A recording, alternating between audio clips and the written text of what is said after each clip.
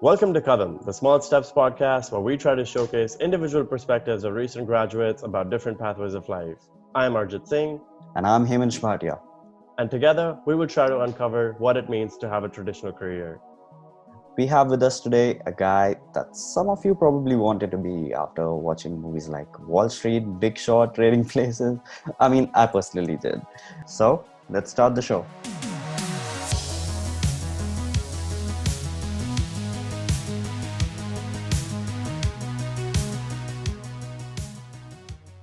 Today's guest is someone who has gotten into something he has wanted to do since early years of high school. Those that stand on his resume at this time are some of the biggest names, including Morgan Stanley, UBS, and AXA. He's a financial advisor who is passionate about many facets of his job. Another thing where he's known to go crazy about is the Cleveland Browns. We're very excited to also speak to him about that, his semester at sea, and other escapades. Let's welcome Will Toll. How you guys doing? We're Good, great. Will. How are you? Doing good, man. Doing good. Glad to be here. Welcome to the Thanks podcast. for joining in today. Yeah, it should be fun. Okay, so as Arjit mentioned, you wanted to be a financial advisor since early high school, right? Yes. What drove you to be in finance, and was there something else you wanted to do before that?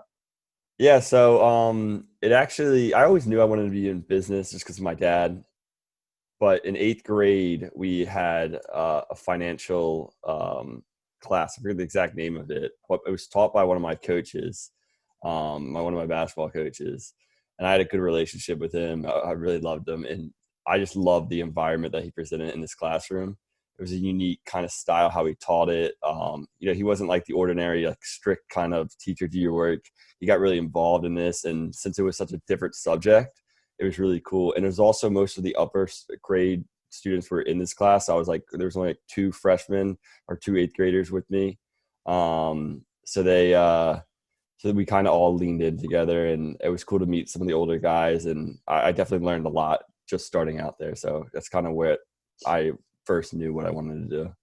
Yeah, so since he was your basketball coach and you've of course been into that a whole lot too, and you've been involved in sports and stuff, how did that kind of correlation work out in class? And did y'all talk about that? And was that a factor when he was trying to make you comfortable with the business side of things, or how did that work? Yeah, so him as a basketball coach, he was just a very, he was also the football coach as well. So he was very passionate, and, he was up in your face a lot. But, I definitely had a special relationship just because I knew kind of his more vulnerable side as being a coach. And, as your coach and player, you kind of can connect pretty well with each other. So I automatically had a good relationship with him in the classroom. So I was able to, connect with him on a better level, understand maybe, when I wanted more help in the class, he would present it to me in a different way. So I kind of, while he was like such a different, unique teacher, I think I was able to understand it pretty well. And the way he taught it really excited me about how he was very passionate about it, because I could just tell more about how he, his style and stuff. So yeah, it was pretty cool. So how does that teamwork that maybe you learned during sports, or maybe other, the student councils that you've had, the clubs that you've joined, how did that correlate to, the financial career that you have right now? Is it the Wolf of Wall Street kind of thing that you're the only one alone, or is it more, we support everyone and, it's a team? Yeah, it's exactly. So I'm on a team right now, and the team environment has been great. They're, I'm a new guy coming in. So I'm trying to learn as much as I can, but the people I'm working for, they're really taking care of me and really helping me, guide me, because it is such a competitive thing. And, being just out of college, 23 years old, who's going to give me their money to advise? It's a tough ask, especially with being in wealth management. It's, you're asking for a lot of money. So they really guide me. They really take care of me. They take me under their wing. They try to teach me everything. They, help me when I'm trying to, prospect my clients. And one of the things I really, off the team building from sports, this job is also so catered to relationships. And I think that with being in the team and being in an environment of where you have to work together, you have to understand different individuals that come from different places, and you're still competing with them, but you're also trying to form a brotherhood on the team and on the court. So that's just another one way I think, with this job, it's so catered to being good at relationships and connecting with people that definitely sports has helped me with. I've always been a sports person myself, or at least I consider myself to be one. So, and I used to play some of the individual sports too, but of course there was still always that relationship with the coach, even if he was standing in the back, just, not even guiding me at every, let's say, point or anything like that. But it was still some of that relationship that we had built before the game, knowing that, I was going to go into something and I would have to use some of those strategies that were being taught. Yeah. So, something that comes to mind from that is a mentor-mentee kind of relationship, right? So in a big company or in a company that you are in right now, and in the ones that you've interned before, what kind of a mentor-mentee relationship did you have? Was there people that were supporting you through that the entire time? Do you also have a mentor outside of, the workplace? And how do you find those? Yeah. So I think, my first internship started at Morgan Stanley, and I have, probably my mentor still today is this guy named Patrick Kelly. He, one of the best people I know, and he's really taken me under my wing. When I first started out as an intern, and I actually went up to him. I met him when I was still in high school, my junior year in high school. And, he first kind of showed me what he did on a daily day. I did the shadow before I did the full internship. So I've been able to be really close with him, and he has definitely, helped me through my job process when I was looking for jobs. When I, was deciding to 2 different firms, he was the one, I really leaned on to his advice on what I think, was the best idea for me as a person. And since he knows me so well, since, he went to Arkansas, so he's still in the SEC like us in Auburn. So we were able to talk a lot about football. So we just had a very unique kind of strong bond with how we were very in common in so many different ways. And then when I was in UBS, the team at UBS was one of the top 100 teams. So it was super competitive, and those guys were great. And I have a few different times mentors, but that was also, I was in with a group of, 4 different other interns the same age as me. And I was lucky enough, since it was such a, stressful kind of environment because there's so much going on. And it was such a big firm and such a big team. There's, a lot of money to be, managed and everything. But us as a group were able to really kind of form together and be really close as interns together. And I think it was pretty unique in that way. So even though, they're kind of on the same path as me, I still like to think of them as mentors and people I can lean on. And I guess for my job now, our head guy, his name's Ted. He is, one of the nicest people I met. I moved down to Houston from Philadelphia, didn't know anybody down here. And he kind of, took me in and was, I'm going to take care of you. I'll show you this. I'll show you that. I'll show you around the city. Because he's also from the Northeast where I grew up in Philadelphia. He's from New York.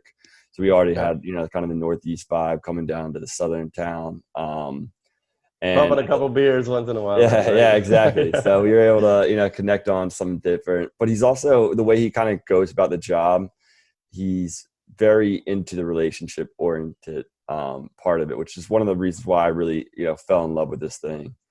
He has guided, me on how he's kind of made his practice and how he's, been able to survive it. I mean, he's extremely smart too. He went to Harvard, so he's been a fun guy, and I'm very lucky to have, all those mentors in my life. Okay, so you've talked about like working at a big company or multiple big companies.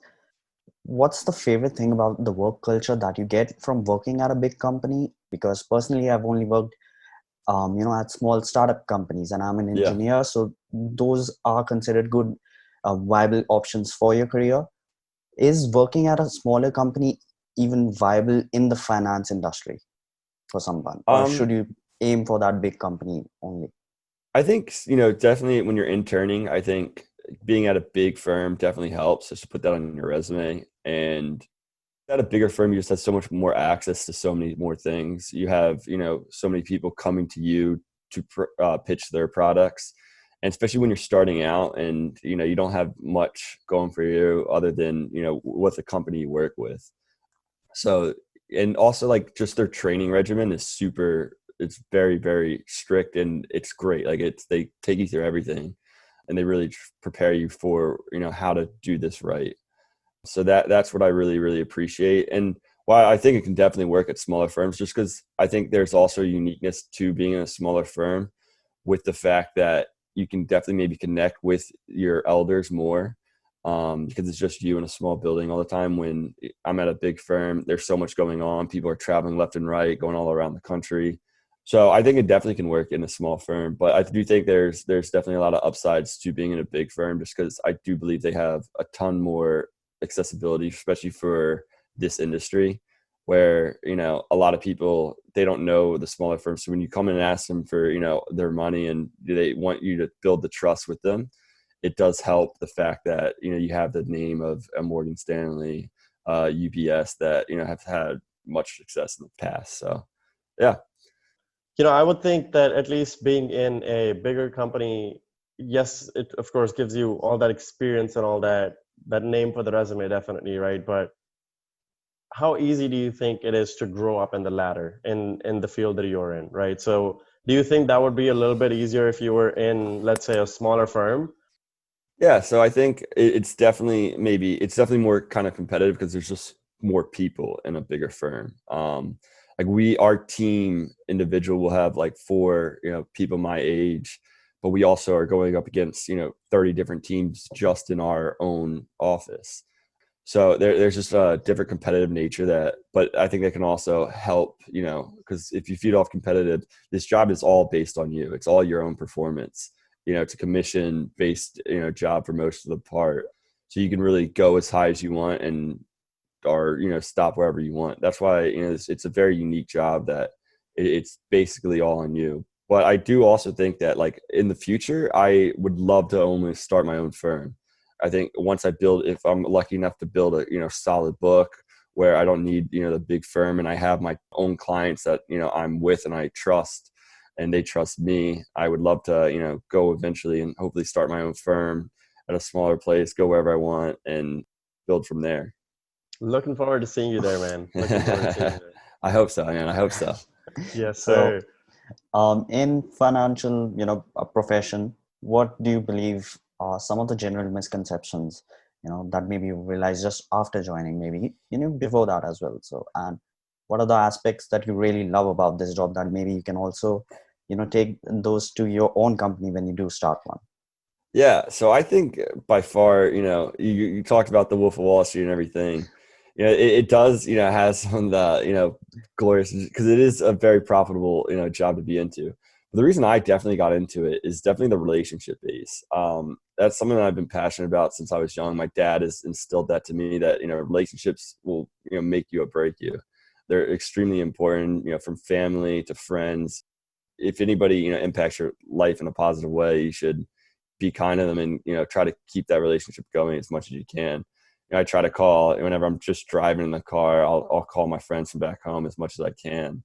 And also, like, when I did my internship in Morgan Stanley, I had, the first meeting I got to sit in on was with a recently widowed woman. And she basically came in, all upset, super crying. She had no clue her financial stance. But basically the advisor was able to sit her down and practically tell her, your husband took care of you. I'm going to take care of you. And, it was just an amazing bond to see that relationship and see how, this job, definitely you can impact people's lives, and you can build some incredible relationships doing that. Okay, yeah. So I mean, that's definitely, of course, very nice of that man to do that, and I'm sure you will be in that place sometime too, and I'm sure you'll do well in that situation as well. You were really supportive to me in the past, and I think you're gonna do that for a lot more people too. So, I mean, thank you again for doing that for me. Right? Oh, of course, man. It was my pleasure. I got the best of it, and I had a nice little workout buddy, so it's fun. Oh, definitely. Yeah, it's fun. Look, I got it. man. Hopefully we'll get to do that again, right? So. Yeah. Well, we owe Brainerd to that one. Right. So for sure. You're talking about building those relationships, building that trust, and someone that I do follow on social media is Gary Vaynerchuk. He talks about, like, we are at that age that we can grind and we can work and we can save, like, at the extreme end, because right now the priority shouldn't be earning, it should be getting those relationships and saving, obviously, for your future, so you can take one step back and go two steps forward. That's Yeah. basically Gary Vaynerchuk, right? Yeah. Yeah. But on the other side, there's also a guy, I'm sure you must have heard his name, Jordan Peterson. He says, like, okay, yeah, he's financially successful, but what did he really pay for his wealth? Yep. See, Yeah. Yeah. so in that term, like, again, these are two different people with different philosophies, Yeah. but both are really influential. Someone at our age, we are influenced by people at their positions. Right Definitely. now, where do you think you fall? Because you obviously believe in that relationship and trust, but like on the spectrum of, yeah, saving to the extreme end or actually living in the present, where are you? And I Yeah. mean, So yeah, I'll say that in that place, I think it's a different. I really love Gary Vee because I think I am kind of, but I'm also, I think I'm in between. I think I'm not on the complete side of saving, but I do think that one thing about Gary Vee, he always talks about passion, and he always tries to lean in that, do what you're passionate for. That's passion is the strongest thing you can really have, that we have inside us, because passion will drive you to do pretty incredible things, and whatever you're working for, make sure you're passionate about it. So I think in that aspect, that I think Gary Vee, I like the part where he says saves, but I also do think you need to live in the moment. That there's so many different opportunities that if you don't, if you miss them, and you don't take full advantage of it, you'll regret it. And I think regret is a very scary thing, and something that nobody wants to live with. So I do believe that in the middle, why saving is important, and you want to save, you need to have strict goals. But I think in between those goals, you need to live a little bit and make sure you take care of yourself and go out and enjoy the world, because this world is pretty special in some aspects, and you can make things, especially with the relationships you build. Because I do believe also that it's not necessarily where you are, but it's definitely who you're with. That's one thing I feel strongly about. Yeah, and I've heard this one before too, and I think we've mentioned this in another episode as well. But it's like, a lot of times it's what people say. It's like, it's not about what you know, it's about who you know, right? Yeah. And that's maybe contradictory to an extent, to where sometimes they're like, okay, if I'm a really hard worker and I'm really an introvert and I don't really know how to get to talk to people that much and Yeah. stuff, how do I get to that level?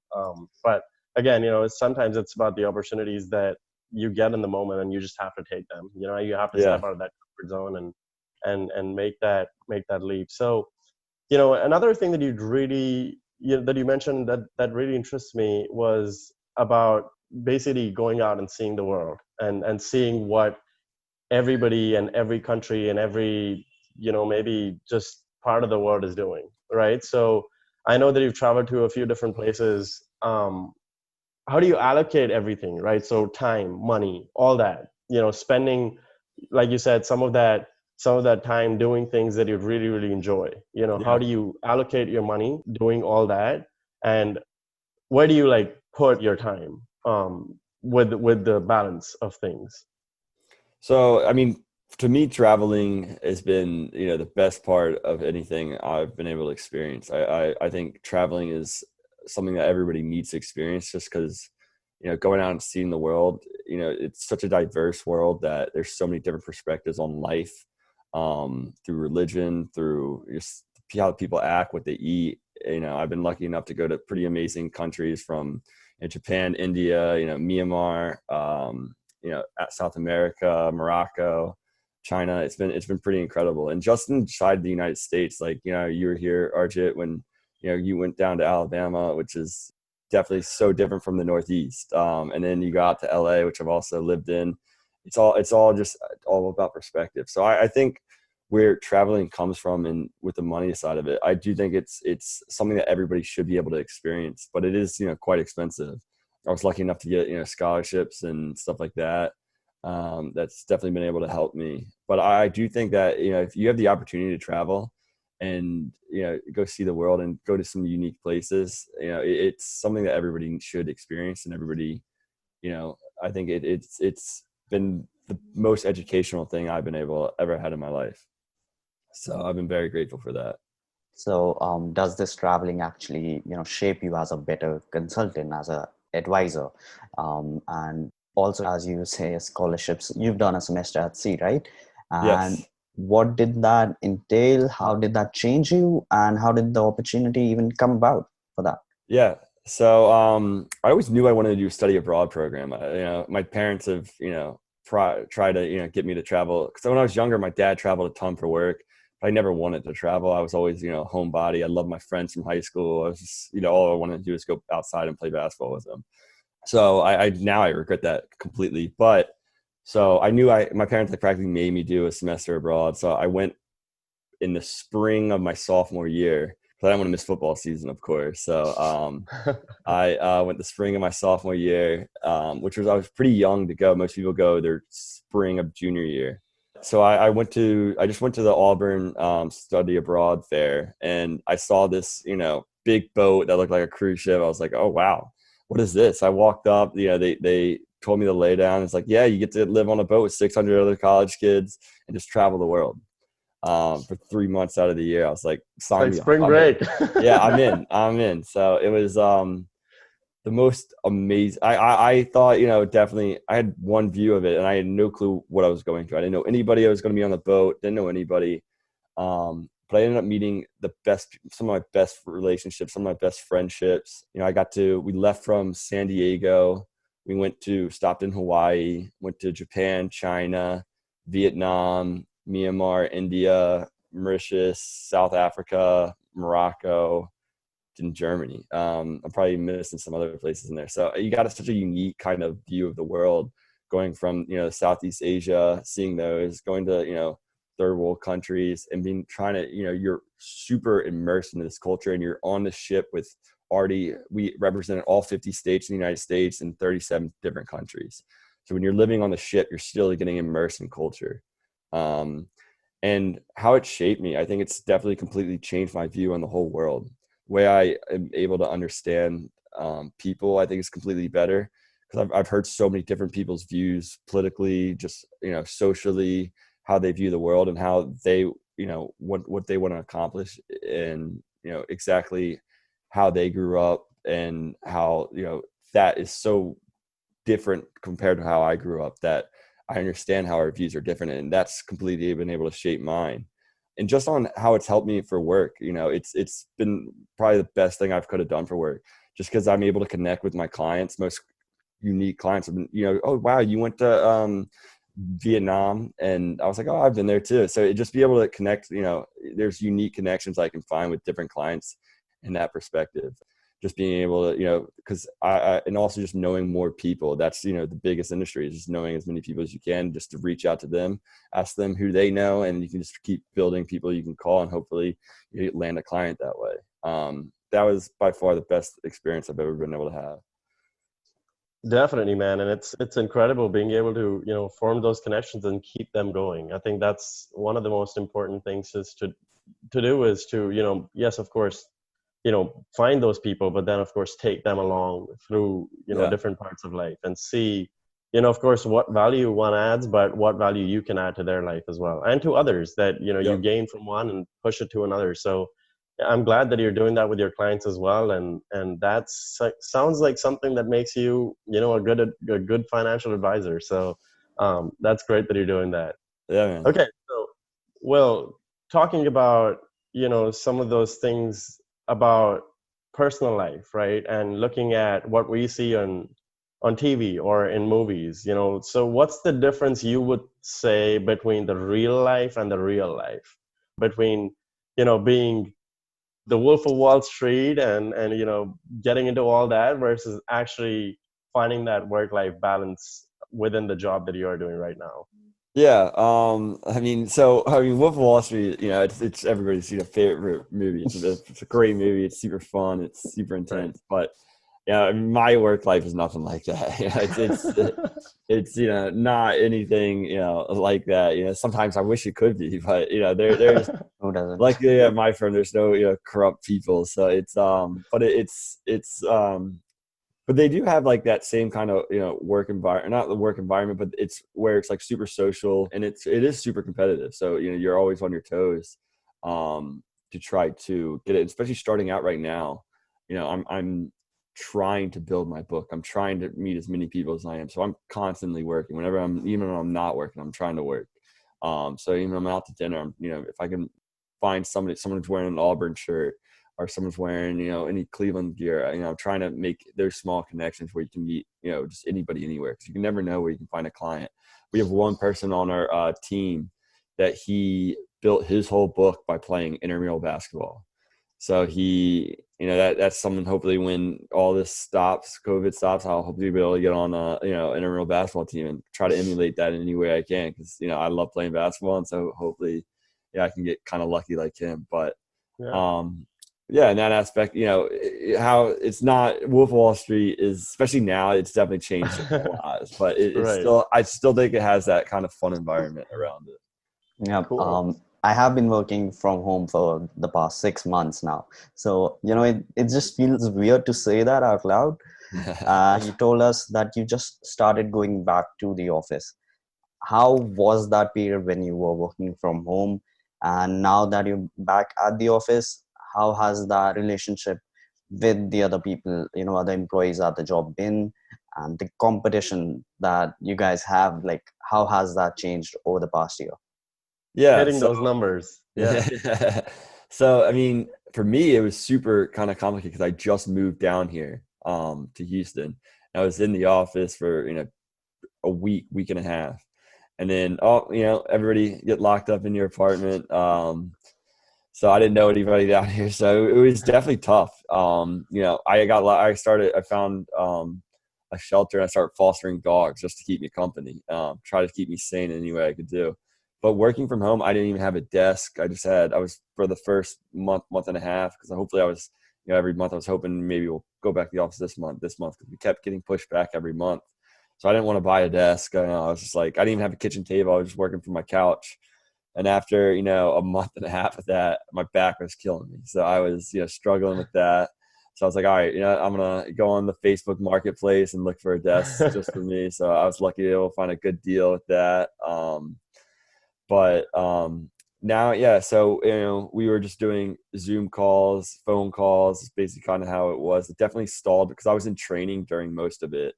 It was in testing period and stuff like that. So it definitely slowed down the training where you can't be around other people doing the job you're hopefully wanting to get to do. So that was kind of tough. And, you can definitely just get in your own head, being, seeing the same thing, doing the same thing. You'd be able to, physically see people, that's got to be tough. It definitely was tough. So you can definitely lose some motivation, but I think our team was able to constantly talk to each other, constantly work with each other. And that's how, we were able to keep each other motivated. We did, just fun group activities. We would do like Friday Zoom calls where we did charades on Zoom. Nice. So we were just trying to keep it anyway, fun and entertaining for us. And still, since we had some new people coming in like me, we're still trying to build that team camaraderie and trying to make sure that we were all on the same page, that we all knew we had each other's backs. Now we're starting to go back in the office. We're not like full time in the office, but it's just nice, you're wearing your mask and still trying to social distance. We have like staggered periods where not our whole building is in at the same time. You can only stay on your one floor. So you can't like really go up to any floors or anything like that. So it's definitely different. It's unique, but being back in the office, even like this last week, I was only in one day for one meeting for like 4 hours, but the week before I was in like 3 days and stuff like that. So it's growing, and we're definitely trying to adjust to it and getting used to it. But it's been nice just to have, some, face-to-face conversations about work instead of just, over Zoom and over the phone call. Yeah, man, I bet it's a little bit easier going into the office, and initially, of course, when you were on Facebook Marketplace, that was a challenge too. Just making sure that you had that stuff to, of course, work from home and stuff like that too. And I think I was reading something like that too. And one of the major things that was sold during the lockdown was office equipment. Like chairs and tables and stuff that people were buying. So of course, that was a struggle for everybody. But um, what other challenges would you say you faced? Of course, coming into the job, not really necessarily working from home, but just the different facets and different hats that you wear, maybe even what's your favorite aspect of that? What's your least favorite aspect of that? Yeah. So for me, it was definitely, I would say, getting, because since I've wanted to do this job for so long, and, I've been in some great internships and all that, and I've seen, people that have already built their book, and had such a strong kind of relationship with their clients. And I thought, I was going to jump in and, be able to sign, 20 clients and doing all this. But, it's an exhausting period. And this period I'm in now, just trying to prospect, trying to meet new people, trying to get people to trust me with their money. It's been tough and it's been challenging. And, I've gone on multiple, kind of meetings and hope for the best. And some of them haven't worked out. Some haven't worked out the way I wanted to. But they still kind of worked out. So it's been, here and there, but, everybody says it's a journey. It's this process, the next 5 years, or everybody says for this industry, it's, the hardest years of your life, because you're got to be constantly working. You got to be constantly on your phone, checking the market, checking people. You have to try to get involved in every organization you can. So it's definitely been, tough, but I think that I'm lucky enough that we have such a great team that they can, keep me motivated and keep me and instruct me on how to deal with it, because they've all gone through it. They've all, struggled through it. Because I know for one of the reasons I did pick this job I had was because I knew how important having a team is. Because in this industry, a lot of people, they go off by themselves and they try to do it. Like I had between here, AXA and Merrill Lynch. And I was, deciding between these two. And Merrill Lynch is, one of the best firms in the world. And they have probably some of the best training, but it was all by yourself. So you weren't on a team. You had nobody to really help you, nobody to really lean on. And so I chose the team aspect, because I thought for me starting out, that's definitely more important. So yeah, it's been tough, but I think I'm lucky enough to have, as we talked about before, the great mentors I have definitely keep me motivated. Right. And, because you mentioned stuff about mentors and people that, of course, you've had relationships with, be it your father or other people that have, of course, pushed you to be that great person in this field. What kind of advice have they given you, and what would be some advice that you would give people about investments in life, and what do you do with that? What do you do personally with the investments side of things? So, I mean, for advice on my dad, he's been, the best person I'm so lucky to have. I mean, he's, been able to do so much and kind of mold me and kind of who I am today. So I'm lucky, to have him as someone to lean on, someone to have in my back pocket whenever I need to call him.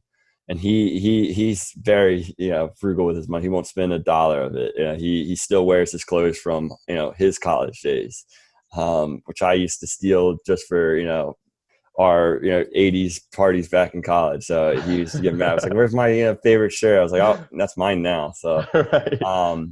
But yeah, he just says, especially on the saving side, I don't really need much. I'm a pretty simple guy. I like to spend my money on doing things, not really on possessions. And for like investing side on work, we're lucky enough to have one of the best planners, and he's one of the best analysts. So I'm lucky enough that we kind of can guide it in the way we want to, but our analyst can he kind of guides us on what we're trying to plan the clients on, and it's mostly like computer based too. So whenever we meet a new client, we have them, we ask them what their needs are and make sure what they want to do when they want to retire, how they want to plan for what they want to spend when they're retired. And then we ask them like what their risk, want is. So it's kind of all based on that. So each plan we have and each investment strategy we present, it's all individual to the person. So that's kind of how we go about it. And that's how, I think that's a great way to go. Cause I think every person is different and every person needs their own investment strategy the way they need it. So it's been pretty unique to see that. Yeah, man, you're talking about investment strategy, and that's, finance. It's ubiquitous. Everyone needs that. But, we're also about investing in yourself, in your own mind, like psychologically speaking, obviously. So we talked about Gary Vaynerchuk, right? Yeah. You're influenced by him. And yeah. So what other guys do you follow, and what other guys, like, the listeners can follow? What kind of mentality can they follow? Like, not just for the financial success, but the work-life balance. What do you think is the way to go? I have two, business leaders that, I try to kind of replicate. None of them are technically on the finance side either, but I think they're just two great people that, even though it's not necessarily their investment strategy they teach you about life, and they teach you about how to, live and work in a workplace. And that's Bob Iger, the, CEO of Disney. Yeah.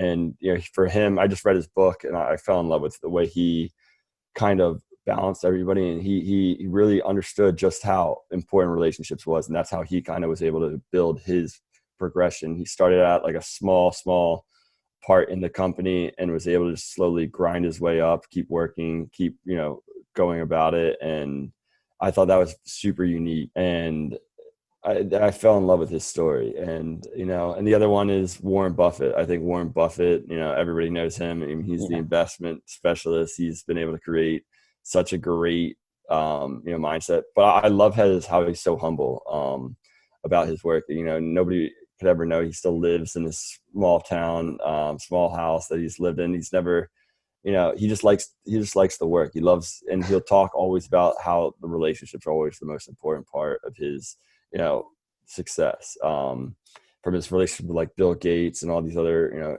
super successful people. He's something that I think, every advisor should somewhat take and somewhat inspire to. So I think, both those people have been, pretty influential in my life, and I've been pretty grateful for both of them. Yes, sir. And you mentioned Bob Iger, and I actually listened to a podcast other than my own, which is the Tim Ferriss show. And I don't know if you've heard of that, but Tim Ferriss he actually interviewed Bob Iger too, and so his story was kind of on that as well. And that was a really, really great episode as well. So, I hope that our podcast is on other people's lists, but also you are on other people's lists as a financial advisor in the future. So this has of course been great, and we would love to keep our listeners stay connected to you. So if you could tell them where they can find you, that would be great.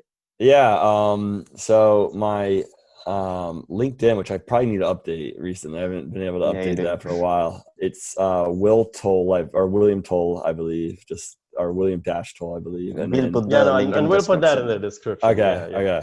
Yeah. And then my Instagram, I think it's just Will Toll. So if you want to keep update with some of my travel pics and stuff like that, that's it. So definitely, man, definitely. And we would love to stay connected, of course. And I'm going to be there. I'm going to be probably, hopefully, hitting the gym with you soon too. Yeah. We'll have to make a trip sometime soon. We might have to come out to see you guys. So yeah, man, I'm looking forward to hosting some of you all in India. So. Yeah, definitely. As soon as this COVID ends, we can get back to our travel bucket list, man. I do have so many places that I want to go to. Yeah.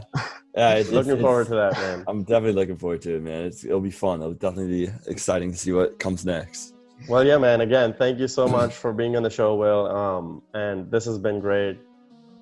We, of course, like I said, we'll be looking forward to making sure that other people are connected to you and connected to our podcast as well. So yeah, man, I'm looking forward to it. I can't wait. All right. Yes, sir. Okay. Well, yeah, this is your host, Arjit Singh. And I'm Himansh Bhatia. And you've been listening to Kadam, the Small Steps podcast. If you found value in this episode, please like, share, and subscribe. And as always, let us know how we can make this better. A traditional career is always untraditional. Thanks for listening.